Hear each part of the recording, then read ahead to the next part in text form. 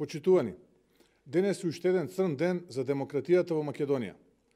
Хунтата под воство на Зоран Заев продолжи со притворање на сите кои не размислуваат и кои не се плашеа гласно да се спротистават на антидржавните политики што Социјалдемократскиот сојуз ги спроведува периодов.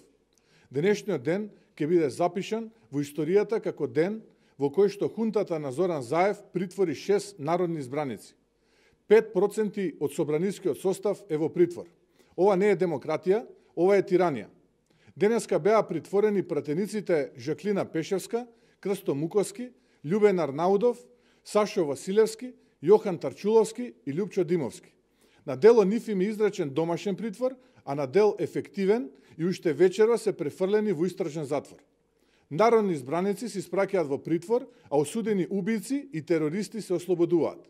Судот под притисок на хунтата, на лица кои убија 5 момчиња и треба да одговара за тероризам, им изрекува мерка да се јавувале 2 пати во неделата, а нивни познаници се уште се во бегство.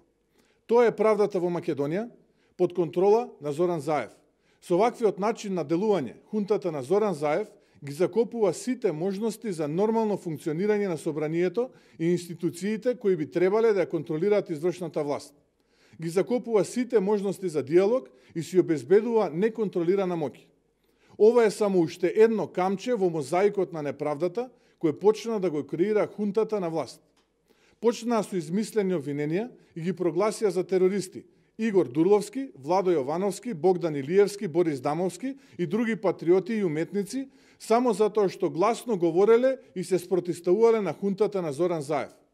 Завршија со притварање на пратеници кои треба да бидат гласот на народот во собранието и да ја контролираат извршната власт. Монтираниот прогон против 36 мина недолжни граѓани, пратеници, актери, уметници, архитекти и полициски службеници со најтешко дело тероризам има за цел да го замолчи македонскиот народ, кој треба да остане нем наблюдувач на раскрчмувањето на државата. ВМРО ДПМН бара безусловно запирање на сите овие процеси на политички прогон, бараме итно и безусловно стопирање на малтретирањата, на теророт и изживувањето кое го прави Социјалдемократскиот сојуз. Бараме итно пуштање на слобода на сите лица кои се офатени со овој класичен политички прогон. ВМРО ДПМН ќе остане на улиците се додека овој реваншизам и тенденциозен атак не престане. Ви благодарам на вниманието. Во моментот сум фокусиран само на тековните партиски активности, воопшто не сум размислувал да тоа дали ќе се кандидирам или нема да се кандидирам на престојниот вореден партиски конгрес. Ви благодарам. Секогаш постои опција, се разбира. Кои се меѓу другите кои би биле кандидати? Има ли официјално? Па во медиумите се вртат повеќе имиња, она што можам да го кажам и сум сигурен дека било кој од нив да биде иден председател на ВМРО ДПМН, се разбира доколку оставката на сегашниот председател господин Никола Груевски биде усвоена и прифатена нормално страна на конгресмените кои што се дел од тој конгрес, ќе значи следна победа на следните парламентарни избори на ВМРО ДПМН, односно било кој од нив да биде председател иде на ВМРО ДПМН, ќе го порази убедливо господинот Зоран Заев. А дали останување на ВМРО ДПМН доста на тие спекулации во јавноста, нема да излезете со некој став? Во врска со што? Тоа Тоа ќе мора да почекаме во прво Централниот комитет да ги дефинира правилата за кандидирање, па да ги видиме кои се официјалните кандидати и потоа се разбира дека ќе излеземе со официјален став кои ќе бидат кандидати за председател на партијата.